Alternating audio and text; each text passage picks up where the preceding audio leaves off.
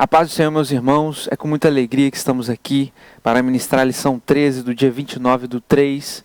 Você que está aí na sua casa com sua revista, se possível, pega a sua revista, nós vamos orar para juntos estudarmos essa importante lição. Senhor Deus, nosso Pai, nós te louvamos. Muito obrigado, Deus, por mais essa EBD que nós jovens temos aqui, Deus, diante da Tua palavra, dessa revista, Deus, dessa importante lição que teremos hoje sobre o arrebatamento, sobre a segunda vinda do Senhor Jesus. Pai, nos enche da Tua sabedoria, do Teu Espírito Santo, que possamos ser ministrados, que os nossos corações sintam paz, alegria e esperança em Ti, em nome do Senhor Jesus. Amém? Glória a Deus. A segunda vinda do Senhor Jesus Cristo, texto áureo da nossa lição de hoje é Mateus 24:27. Porque assim como o relâmpago sai do Oriente e se mostra até ao Ocidente, assim será também a vinda do Filho do Homem. Mateus 24:27. A síntese: pensar sobre as últimas coisas, o fim da história, a eternidade, deve ser um exercício cotidiano e repleto de esperança para todos aqueles que servem ao Cristo ressuscitado. Glória a Deus.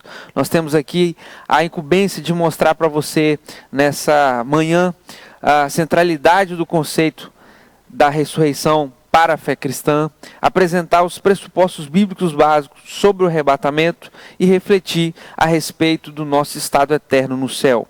Vamos ler o texto principal de hoje, que se encontra em 1 Coríntios capítulo 15, versículos 12 a 19. 1 Coríntios 15, 12 a 19.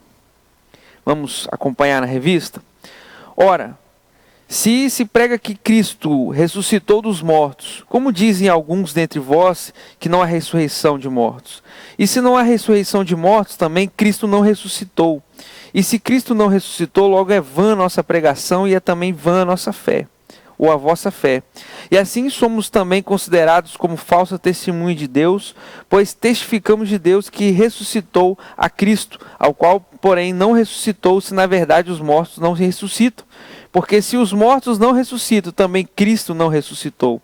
E se Cristo não ressuscitou, é vã a vossa fé, e ainda permaneceis nos vossos pecados. E também os que dormiram em Cristo estão perdidos. Se esperamos em Cristo, só nesta vida, somos o mais miserável de todos os homens. A introdução da lição vai dizer o seguinte: a igreja não pode ser reduzida a um balcão de negócios espirituais ou um call center religioso onde as pessoas só comparecem em virtude de questões de seus interesses privados. A igreja é um lugar de cura e de propagação da história do amor de Deus. A promessa do céu não é um exagero, e sim a realização completa da vontade do Criador. Como nós falamos, nós estamos encerrando esse trimestre. E tudo aquilo que nós estudamos vem culminar no importante estudo que nós teremos aqui hoje sobre a ressurreição, sobre a ascensão de Cristo, sobre o arrebatamento da igreja.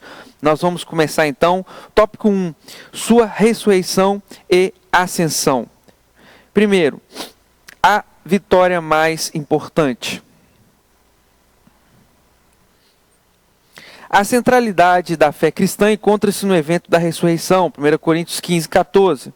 Sem a compreensão, crença e defesa da ressurreição de Jesus Cristo, todas as demais doutrinas, tradições e rituais cristãos perdem sentido. Glória a Deus. Nós estamos em torno de um importante capítulo que o apóstolo Paulo escreve aos Coríntios, falando então sobre essa doutrina, que é a principal doutrina da cristologia, a centralidade da palavra, que é a ressurreição de Cristo Jesus, né? Paulo vai dizer que em Éfeso ele lutou contra inimigos, como se lutasse como animais selvagens. Aqui nós vamos, ler, é importante que você leia esse capítulo, de 1 Coríntios, capítulo 15, e aí você vai ver o apóstolo lutando contra todo tipo de heresias, contra filhos do diabo que diziam cristãos, mas na verdade viviam na prática do pecado, ali naquela cidade.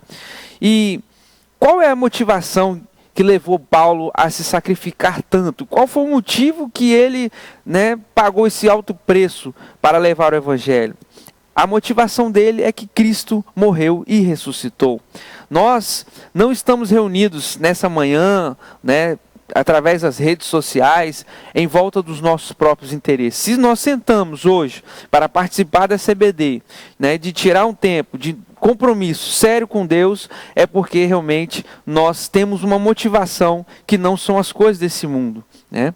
O apóstolo Paulo vai citar também um ditado popular, né? Comamos e bebamos porque amanhã morreremos. Então, se você frequenta a igreja simplesmente porque alguém te ensinou que ir para a igreja é correto, né? E você está dentro da igreja praticando todo tipo de coisa que não convém, que não agrada a Deus. Então, assim, nós temos que ser sinceros com você. É melhor você ir para o mundão, né? Digamos, aproveitar, entre aspas, para que você, então, faça a sua vontade e não fique se enganando dentro da igreja. Porque a sua motivação de estar na casa do Senhor, de estar nos cultos, não é Cristo, né? Nós precisamos aprender a amá-lo e crer com fé que ele ressuscitou. Vamos seguir aqui, ó. As narrativas de eventos correlatos à ressurreição de Cristo em outras tradições, tais como gregas, egípcias, romanas e babilônicas, diferenciam do acontecimento cristão por dois fatores básicos. Glória a Deus. Em primeiro lugar, Jesus não foi vítima de uma conspiração humana ou cósmica, ao contrário, ele é protagonista de todos os fatos. O mestre sabia o que estava fazendo, João 10:17, anunciou que faria, Lucas 13:32, e quando fez, deu plena notoriedade ao que realizou, Atos 1, 9 e 10. É importante nós entendermos que Deus nos ama e Ele deu a vida por cada um de nós, né? Em João 10, como nós lemos aqui, versículos 17 e 18, ele vai dizer: por isso o Pai me ama, porque dou a minha vida para tornar a tomá-la. Ninguém me tira de mim, mas eu de mim mesmo a dou. Tenho poder para dar, poder para tornar a tomá-la. Este mandamento recebi de meu Pai. A gente, bem pensado, nós cantávamos uma canção muito conhecida, antiga, né? Que é Jesus virá. E vocês vão perceber que a canção diz que ele veio ao mundo para ser mártir da paz, o que não é uma verdade, né? Jesus, ele não veio para morrer por uma crença e morrer por ninguém. Jesus é aquele que nós acreditamos, aonde está a nossa fé. Ele não tinha necessidade nenhuma de morrer por alguém, mas essa foi a missão dele neste mundo, né? E por isso a necessidade de cantarmos que ele veio ao mundo para morrer e não para ser mártir da paz, né? Ele não foi vítima de conspiração humana, como nós lemos aqui, mas tudo o que aconteceu com Jesus foi um plano divino, um plano de redenção da humanidade. Jesus é o nosso sacrifício perfeito, né? Glória a Deus por isso. É o sacrifício perfeito de Deus pelas nossas vidas. Ele veio a este mundo para morrer. O castigo que nos traz a paz estava sobre ele e sobre suas pisaduras fomos sarados. Vamos seguir o texto da revista. O outro aspecto que distancia de modo qualitativo a ressurreição de Jesus das narrativas das outras religiões é a proximidade temporal dos acontecimentos que envolvem o Deus do cristão. Não foi em eras míticas ou em tempos olímpicos que tudo aconteceu, mas para parâmetros de tempo relativos à história da humanidade, há apenas 2 milênios. Em termos globais, a ressurreição é o ápice da vitória cristã. Repare uma coisa,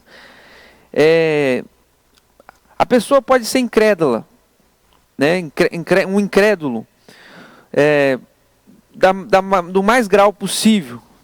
Mas quando essa pessoa afirma estar no ano 2020, repare, ela está afirmando, mesmo sendo incrédulo, que existe alguém que habitou neste mundo, que pisou nessa terra, né? Um verbo que se fez carne, que dividiu a história no meio. Então, esses 2020 anos são depois de Cristo, né?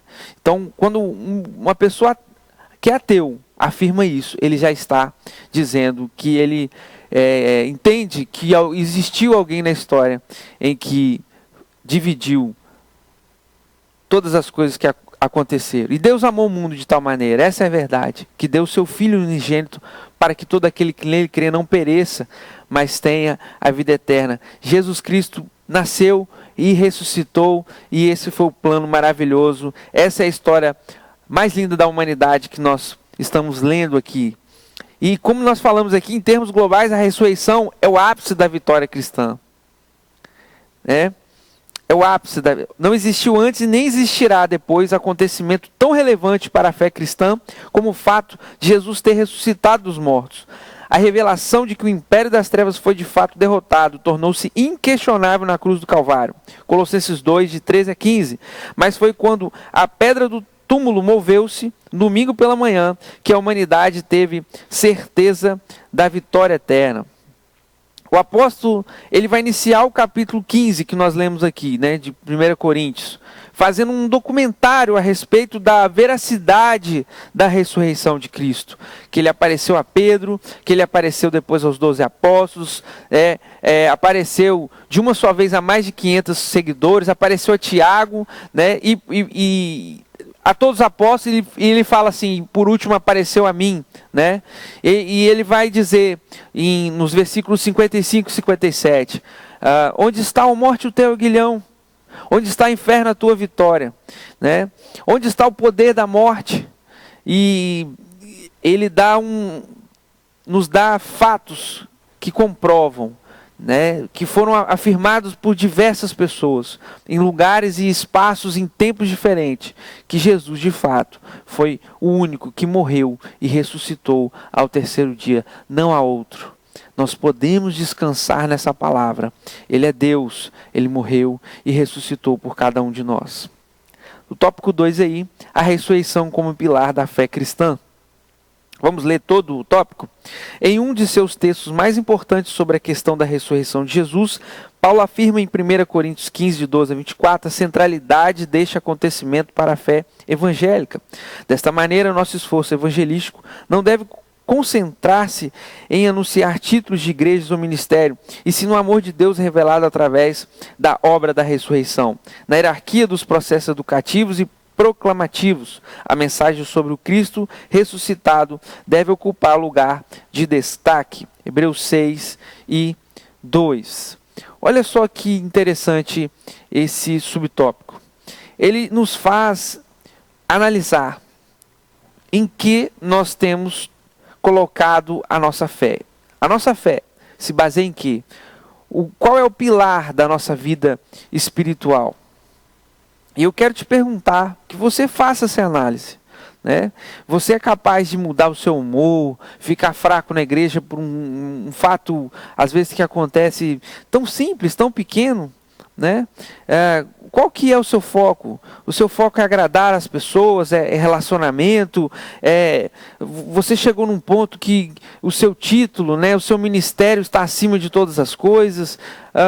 É muito importante você parar tudo e analisar, que talvez a soberba já tenha endurecido o seu coração, e você precisa ser humilde para reconhecer nessa hora que muita gente que se diz cristão, na verdade, está dentro da igreja para debater conhecimento, mostrar que pensa melhor, ou tem um entendimento maior, um conhecimento melhor, um título maior do que as outras pessoas, brigam por causa de teologia, por causa de placa, de ministério, e essa gente toda certamente não agrada a Deus, e a morada dele certamente não será o céu, e sim o inferno. Por quê, irmãos? Olha o que a revista nos está dizendo. Jesus é o protagonista da história. Ele é o destaque. A mensagem é Cristo ressuscitado. Nós, em nenhum momento, somos contra as denominações. Nós não somos contra as organizações. Mas nós não podemos dizer e ver que igrejas, muitas das vezes, querem ser maior do que a história de Cristo. Querem ser maior do que a história da ressurreição. E as disputas, as competições entre irmãos, entre igrejas, simplesmente vão tirando a glória de Deus. Vão diminuindo, irmãos, a cada dia, o número de pessoas que têm se encantado pelos crentes. Pelo contrário, têm se afastado dos crentes, porque as motivações tem se revelado. E eles de fato demonstram que não são como Cristo. Eles não querem perder.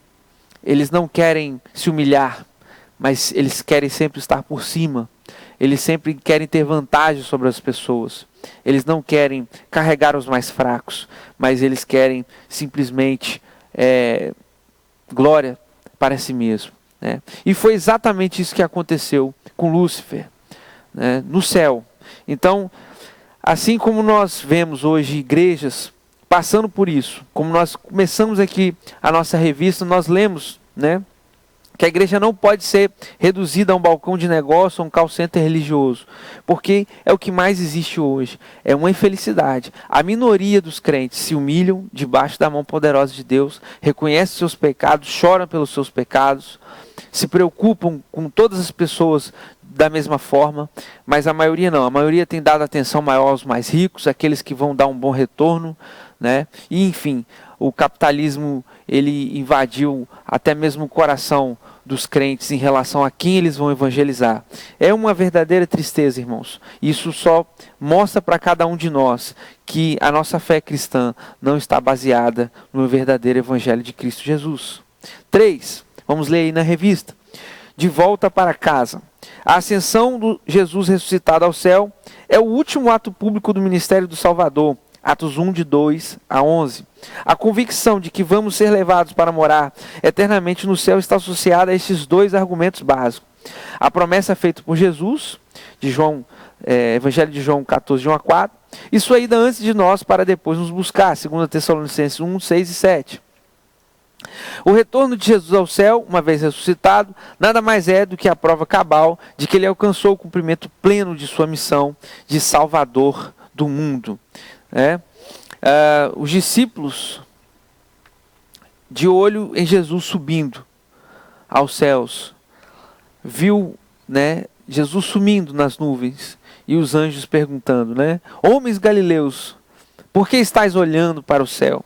Esse Jesus, que dentre vós foi recebido em cima no céu, há de vir, assim como vistes ir. É o texto que nos foi dado aqui de referência. O João 14 não se turbe o vosso coração.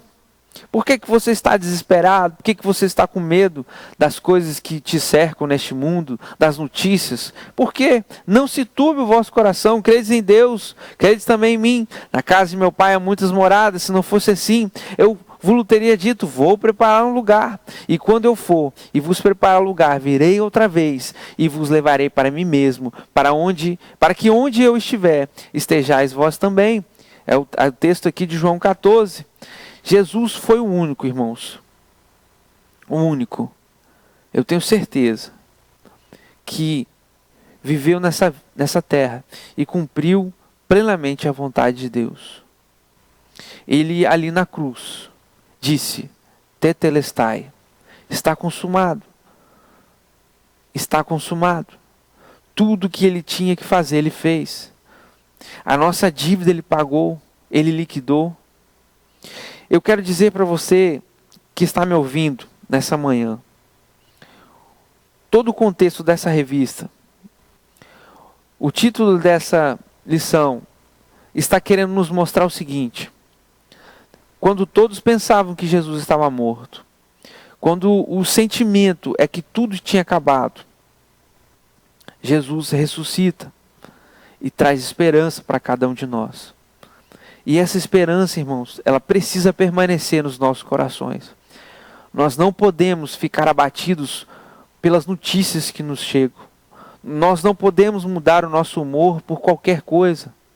Nós podemos sim, e isso é humano, ficarmos tristes por alguma situação, mas nós devemos nos levantar, olhar para Cristo e prosseguir.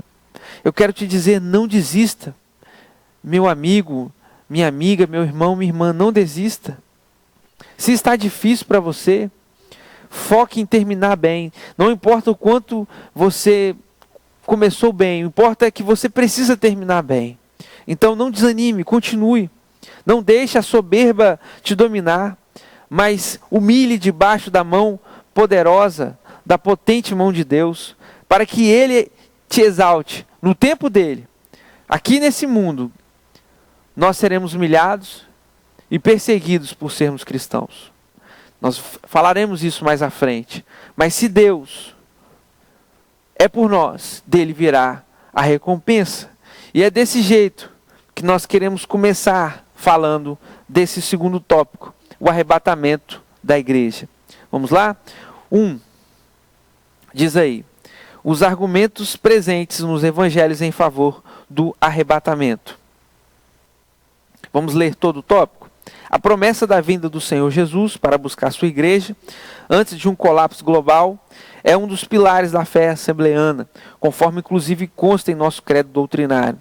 A despeito da existência de outras abordagens escatológicas, nós adotamos uma compreensão de que haverá um tempo de juízo e terror sobre a humanidade, e que antes desses tempos sóbrios, estabeleceram-se Cristo Jesus volta glorioso para poupar sua igreja da provação que haverá sobre a humanidade.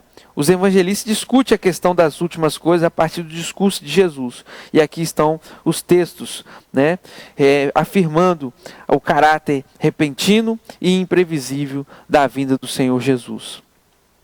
É importante então nós fazermos aqui uma introdução, para vocês entenderem que esses fatos aqui diz respeito à escatologia, que é a doutrina das últimas coisas. E uma coisa que nós precisamos saber é que, como diz o nosso textuário, irmãos? Porque assim como o relâmpago sai do Oriente e se mostra até o Ocidente, assim será também a vinda do Filho do Homem. Então, quando você ouvir o piscar de olhos, relâmpago e todas essas coisas, são para mostrar que não vai dar tempo de fazer nada na última hora. É necessário nós entendermos o que está acontecendo na nossa volta. É necessário nós abrirmos os nossos olhos e vermos o que está acontecendo. As pessoas se afastando de Deus. E Cristo, de forma iminente, mostra que Ele está voltando. Preste atenção. Vamos ao tópico 2 e nós vamos voltar aqui nessas questões que nós estamos falando. Os pressupostos paulinos em favor do arrebatamento. Os textos mais associados à questão do arrebatamento são aqueles presentes na literatura paulina, sendo os dois mais relevantes, 1 Tessalonicenses 4, de 13 a 17, e 1 Coríntios 15, que foi o capítulo que nós lemos hoje, porém os versículos 51 e 54. Em ambos os textos está bem clara a imagem do encontro entre a igreja e Jesus, sendo tudo protagonizado pelo Mestre, e isso sob o comando do Senhor. No momento em que ele decidir, a igreja será tomada de modo abrupto do mundo. Em 1 Tessalonicenses 4, de 13 a 17, Paulo faz uso de uma imagem política muito comum em sua época. A palavra parousia, era um termo técnico do mundo político, utilizado para definir as medidas cerimoniais adotadas quando uma cidade romana recebia o imperador ou um senador. Em resumo, a parousia acontecia da seguinte maneira: os cidadãos preparavam os festejos de recepção e quando a autoridade, um senador, o próprio César, chegava, a população saía em seu encontro fora dos muros da cidade e recepcionava-os. E depois entravam para celebrar a visita real.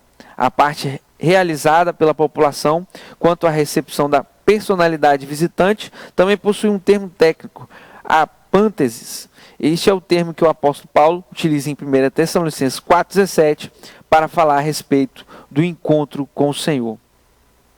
Então é muito importante você perceber uma coisa.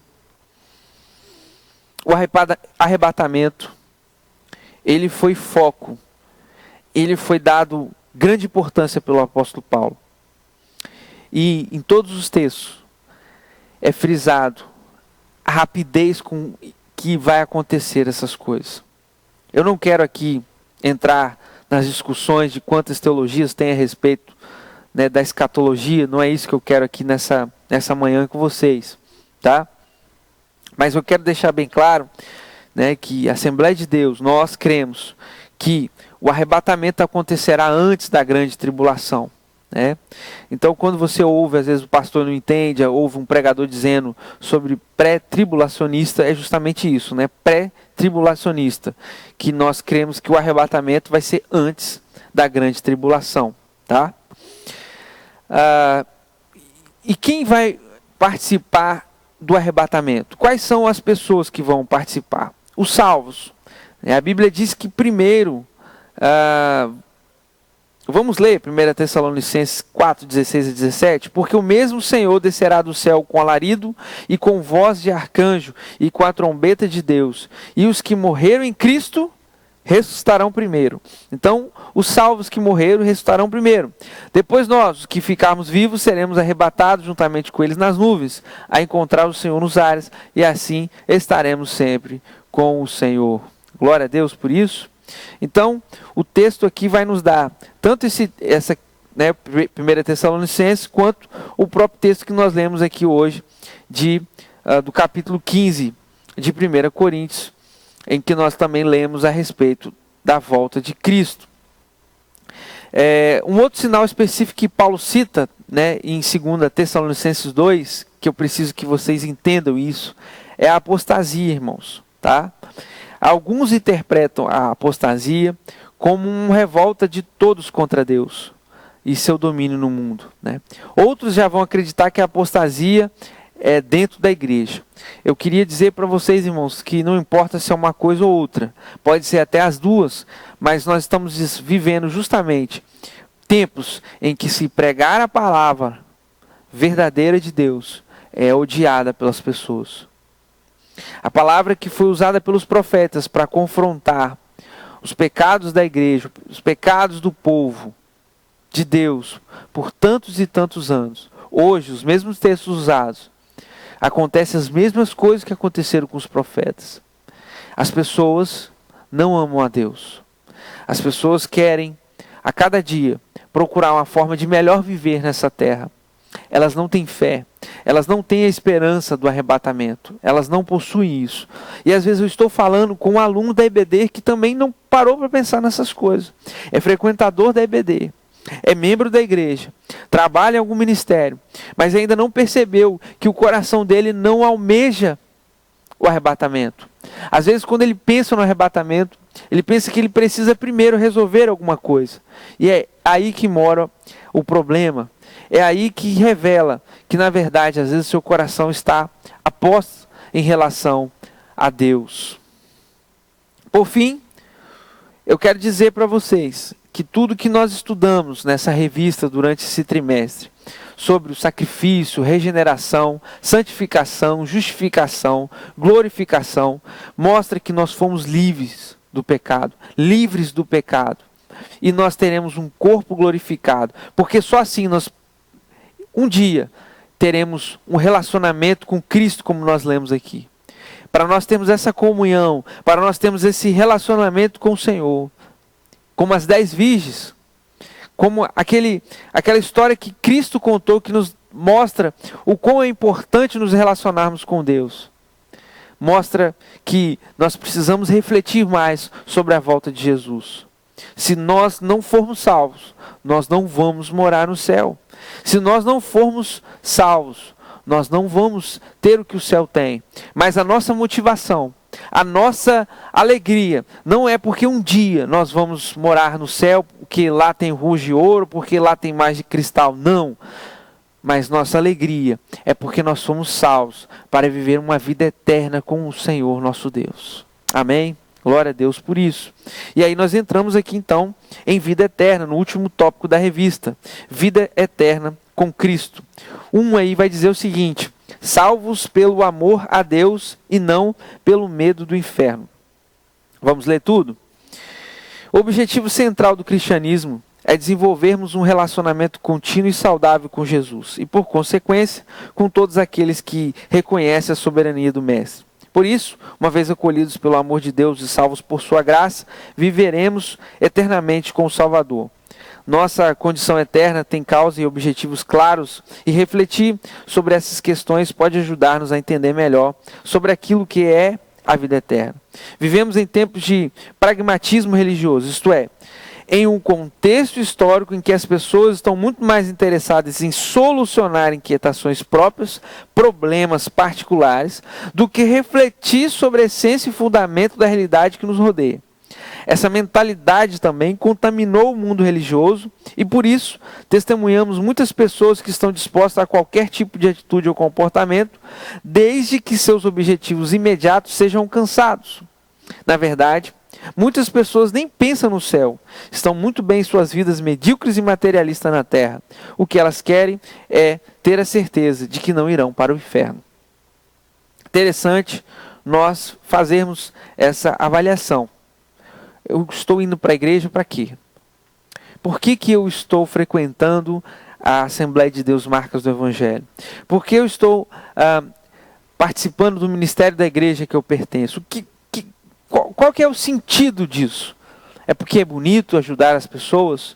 É porque isso me faz sentir bem e realizado nesse mundo onde as pessoas procuram fazer o bem para receber o bem? Qual que é o intuito, a motivação de servir a Deus, de fazer as coisas no reino de Deus?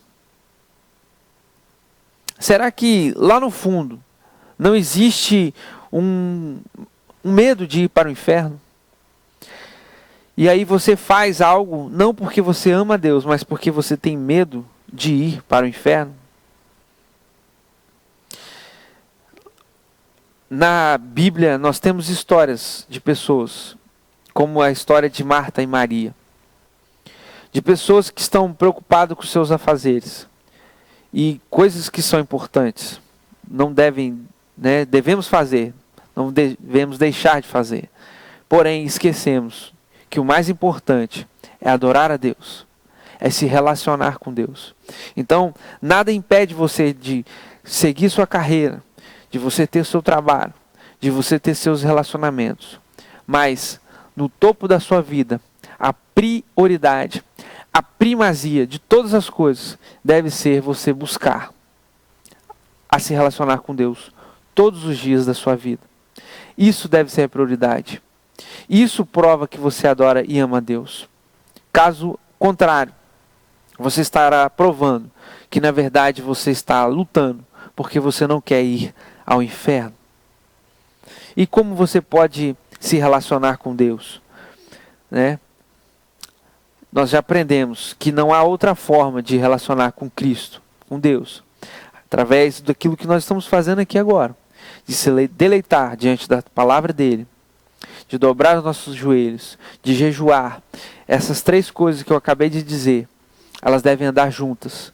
Não existe um crente, ele não pode dizer, uma pessoa não pode dizer que é cristã, que é um crente, se ele não se deleita na palavra de Deus, se ele não ama a palavra de Deus, se ele perde as horas fazendo leituras da palavra de Deus, se ele acha um enfado orar, se ele acha dificuldade de fazer jejum, então existe alguma coisa errada com ele, e não com essas coisas que são sagradas e provam que a pessoa ama a Deus. E nós devemos lembrarmos que a nossa vida aqui nessa terra, ela é passageira. O salmista vai dizer lá em Salmo 90, que você pode viver 70, 80 anos. E o orgulho de quem chega aos 80 é canseira e enfado. Pois cedo se corta e vamos voando. A vida é incerta a cada dia que nós vivemos nesse mundo. As pessoas estão morrendo de medo de morrer. E elas são capazes de arrumar as maiores confusões possíveis, porque elas querem ter certeza que cada uma delas, seus cônjuges, seus pais, seus irmãos, seus filhos, vão sobreviver ao problema que a humanidade está passando. E é por isso que nós estamos tão afastados hoje através de uma rede social. Conectados, claro, espiritualmente, mas por isso que nós estamos tão distantes, precisando a igreja fazer vídeos, porque as pessoas estão desesperadas em relação às suas mortes. E tem tantas outras coisas que matam neste mundo e que fazem nos refletir o motivo pelo qual as pessoas estão tão depressivas, tão ansiosas. Repare que se a pessoa começar a olhar o noticiário e ver a quantidade de número de gente que está morrendo em acidente de trânsito, ela não vai querer enfrentar essas coisas. Ela vai preferir ficar em casa. E é justamente isso que nós temos visto. As pessoas têm desistido das suas vidas, têm entregado. E o número de pessoas depressivas, às vezes jovens, que nem mal começaram suas vidas ainda, nem sabem o que é viver, já têm entregado tudo, têm muitas das vezes cometido suicídio. Vamos ler aqui o segundo. A celebração eterna. Não somos salvos para desaparecermos na eternidade. Também não viveremos como seres inconscientes na eternidade. Ou seja, como se tudo o que somos hoje, memórias, sentimentos, identidade, tivesse sido apagado. Ao contrário, a Escritura revela que vivemos conscientemente nos céus. Saberemos quem é Jesus e lembraremos do que Ele fez por nós. Mateus 25, 36 a 40. Por isso, inclusive, teremos a eternidade para amorosamente agradecer ao Mestre por tudo. Repare que quando nós estivermos nos céus, a nossa memória não será apagada. Nós não teremos, ficaremos hibernando igual, os computadores quando ficam lá um tempo sem usar. Não, nós teremos sim a consciência das coisas que vivemos. Porém, das coisas que nós vivemos e são santas. Aquilo que não vai trazer tristeza, que não vai trazer amargura, rancor, ódio de nós, mas nós teremos sim lembrança das coisas santas que nós vivemos nessa terra. E terceiro, para finalizar, o regresso ao estado de plenitude. O desastre do Éden maculou a humanidade de várias formas: pecado, sofrimento, dor, morte, etc. Contudo, nosso Senhor restaurará todas as suas promessas em nossa vida celestial. Não haverá mais oportunidade para a operação do diabo, pois este será finalmente condenado. Apocalipse 20, versículo 10. A consequência direta disso é que o pecado não terá mais atuação entre nós. O diabo estará condenado, o mundo restaurado conforme os planos do Pai, e todos nós libertos da opressão da natureza carnal. Bom, mais uma vez vamos refletir. Se esperamos em Cristo só nessa vida, somos os miseráveis, ou os mais miseráveis de todos os homens. 1 Coríntios 15, 19.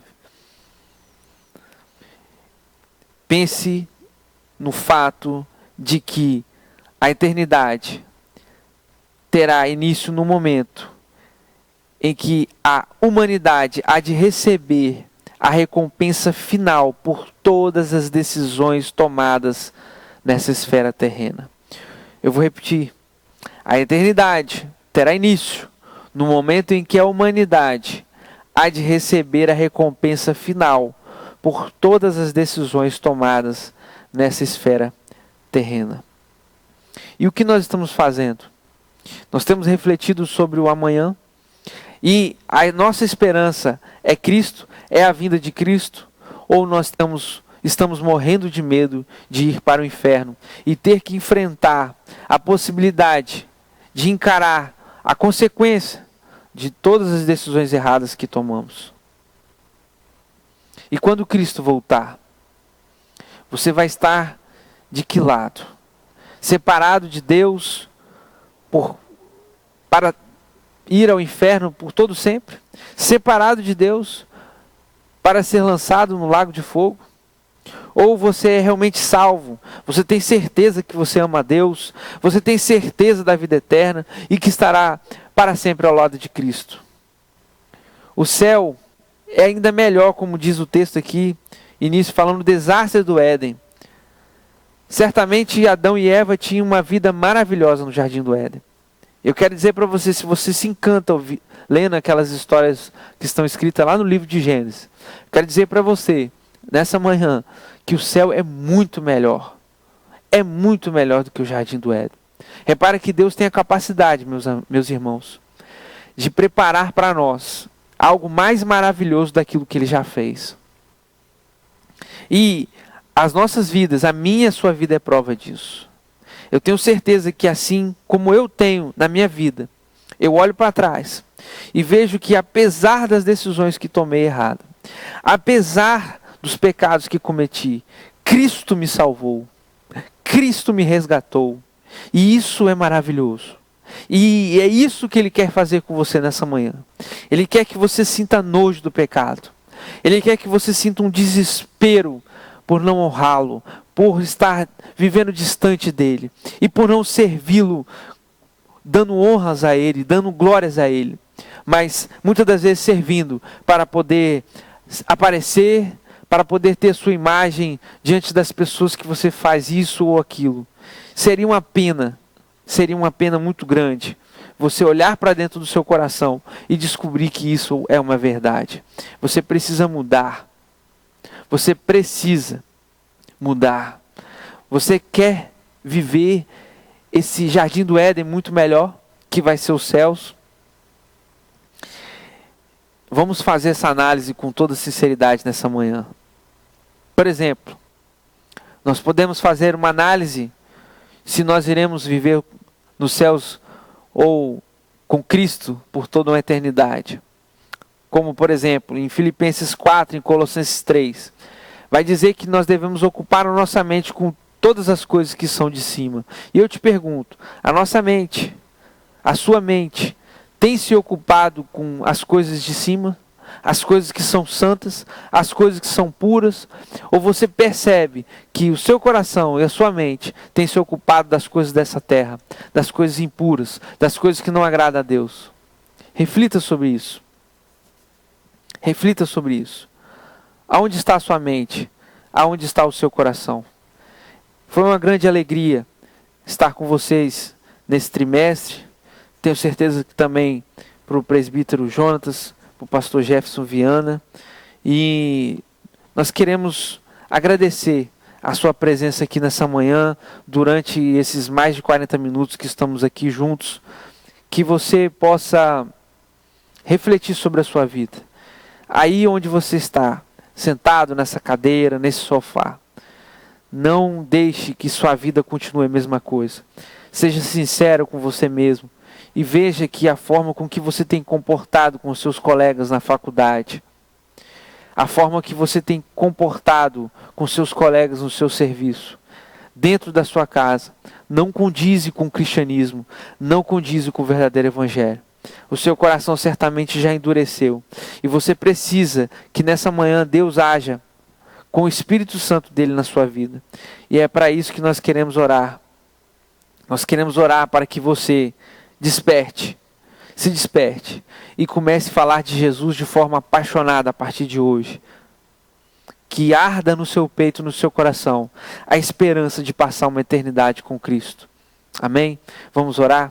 Senhor Deus, nosso Pai, muito obrigado por esses minutos que aqui passamos, cercados, meu Deus, em volta da Tua palavra e sabendo que o Senhor é conosco aqui.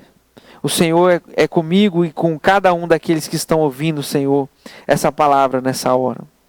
Meu Deus, que nós sejamos desafiados pela Sua palavra e inspirados pelo Teu Santo Espírito, nessa manhã, a nos levantarmos e fazermos a Tua obra. Não porque temos medo de ir para o inferno, mas porque Jesus veio este mundo para ser o sacrifício perfeito. Porque Jesus morreu por cada um de nós, mas ressuscitou ao terceiro dia. Que esse evangelho, que essa palavra possa ser o cerne da nossa vida. Que nós não possamos ficar preocupados em competir, que pensamos ou vivemos melhor do que outros, mas que nós possamos focar, colocar a nossa mente e o nosso coração, todo o nosso esforço em honrar a Deus, em obedecer a Sua palavra, em buscar conhecê-lo a cada dia mais e mais. Abençoa a juventude da Igreja Marcas do Evangelho, Senhor. Que nós nos levantemos, que nós sejamos diferentes, que nós sejamos como Josué, que se levantou, que foi diferente no meio de um povo que simplesmente estava abandonando a missão que o Senhor tinha dado. Meu Deus, que esses jovens aqui dessa igreja, apesar das críticas, apesar das perseguições que sofrem em suas famílias, nas suas casas, no seu trabalho, na escola, possam se manter fiéis, que eles não procurem agradar as pessoas, mas procurem agradar a Deus sobre todas as coisas. Que teu Espírito ministre no coração de cada um. Meu Deus, seja exaltado, seja glorificado. Senhor, livra-nos de todo mal que temos vivido, Senhor. Que a tua igreja possa ter uma resposta urgente sobre aquilo que devemos fazer, para onde devemos ir. Mas certamente nós cremos que o Senhor é conosco, o Senhor está com cada um de nós. E nós somos muito gratos, meu Deus, pelo que o Senhor tem feito em nossas vidas. Obrigado por cada um daqueles que participaram dessa EBD, nessa manhã. Abençoe cada um, em nome de Jesus. Amém. Que o Senhor possa abençoar muito a sua vida. Conte sempre conosco, conte com o ministério. Nós estaremos sempre ao seu lado, caminhando, porque certamente dias difíceis virão, mas o Senhor é conosco e reservou grandes vitórias para cada um de nós. Deus abençoe.